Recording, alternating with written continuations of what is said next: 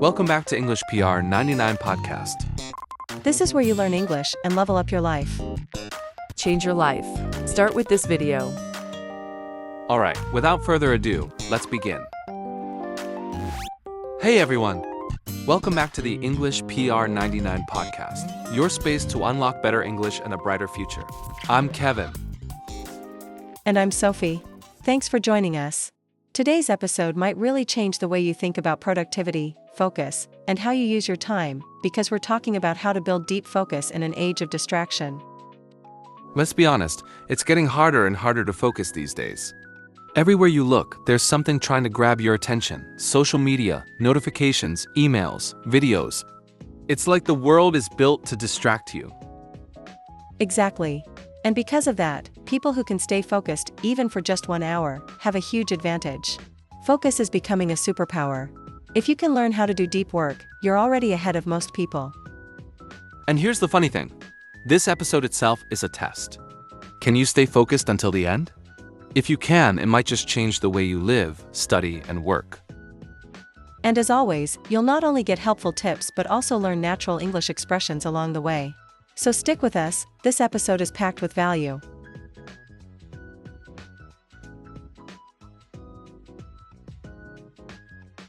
Now, before we get into the step-by-step methods, I want to share something personal. For most of my life, I struggled with staying focused. I actually have a DHD, attention deficit hyperactivity disorder, which means my brain is naturally wired to get distracted. Wow, that's really honest of you to share, Kevin. A lot of people feel like they're bad at focusing, but don't realize there may be a reason behind it, and it doesn't mean you can't improve. Exactly. At first, I felt broken. I couldn't study for more than 10 minutes without checking my phone or zoning out. But then, I discovered something amazing. Focus is not a talent, it's a skill.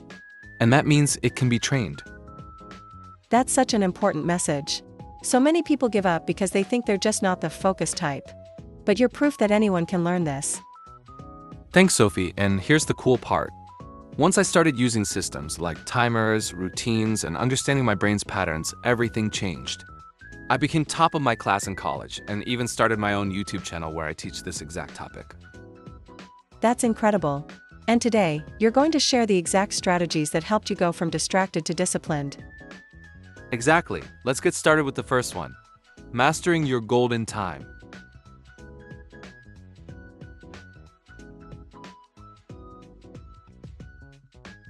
So Kevin, let's talk about this idea of golden time. What exactly is that? Great question.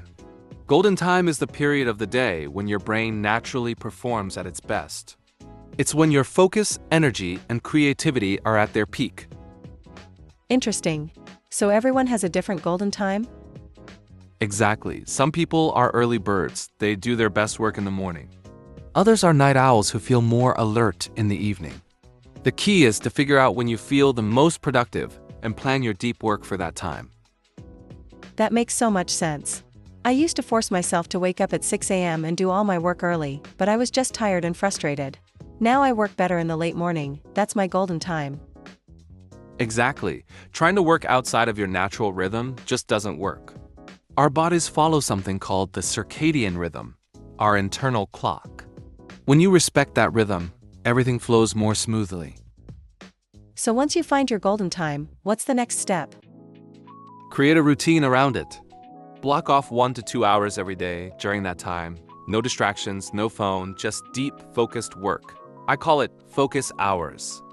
Make it a non-negotiable part of your day. And I guess that's when you should do your most important tasks, not checking emails or scrolling Instagram. Exactly. Save shallow tasks for later. Protect your golden time like treasure, because that's what it is.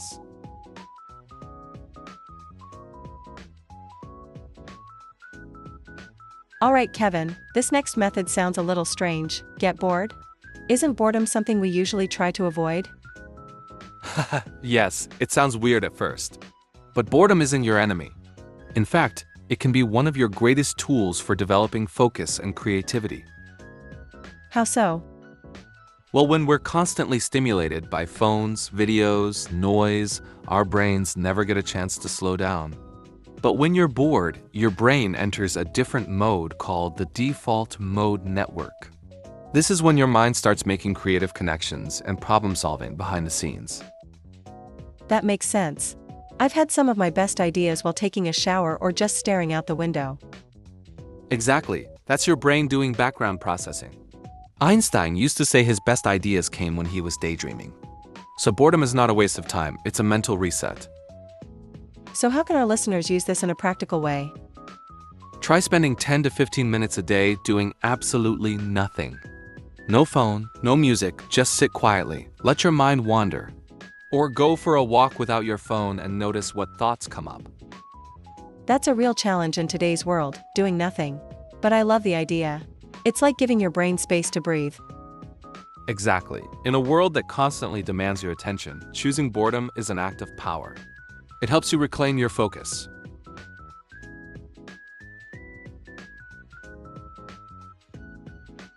Alright, Kevin, I think we all know this one's going to hit hard. Let's talk about phones, probably the biggest focus killer of our generation.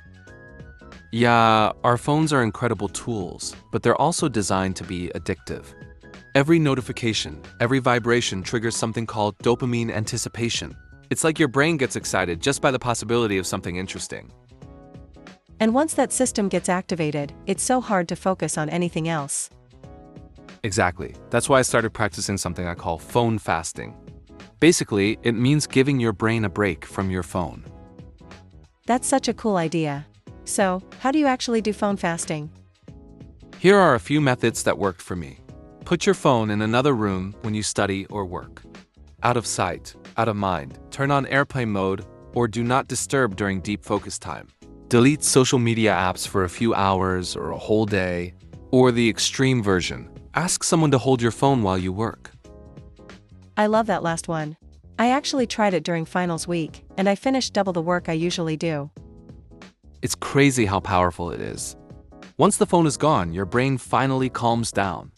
You enter a deeper focus state that you forgot even existed. So true. To everyone listening, don't be afraid of distance from your phone. Just try phone fasting for 30 minutes a day and see how different you feel.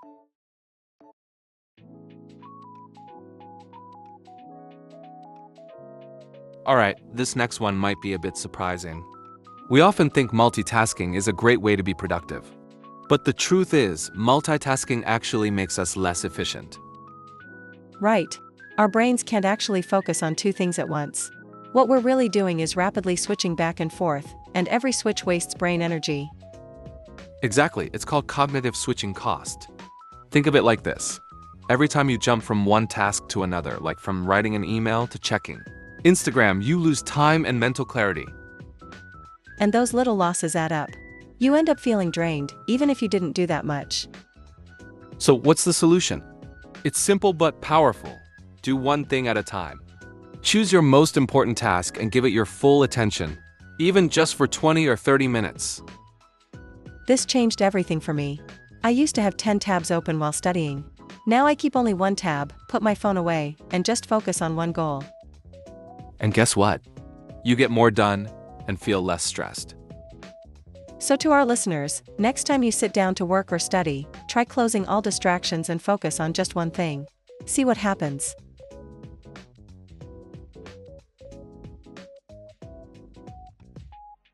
Alright, so we've talked about removing distractions, avoiding multitasking, and understanding your golden hours. But here's the truth, deep focus is a skill, and like any skill, it can be trained. Exactly. And when we say deep focus, we mean the kind of state where you're fully absorbed. No distractions. No checking your phone, just you and the task. Now, here's the challenge. The hardest part of focusing is starting. That's why you need something called activation energy, the energy to begin. That's where techniques like the Pomodoro technique come in. It's simple. You work for 25 minutes, then take a 5-minute break. I love that one. And as you train, you can increase your focus time. Maybe 30 minutes, then 40, then even an hour or more. That's how I built my focus stamina. It didn't happen overnight. But after a few weeks of training, I could sit down and concentrate for long periods without feeling exhausted. So, if you're someone who always says, "I just can't focus," here's your challenge. Try a single 20-minute Pomodoro today. No phone, no distractions. Just one task. Start small, build up. And soon, you'll be able to focus longer, work deeper, and actually enjoy the process.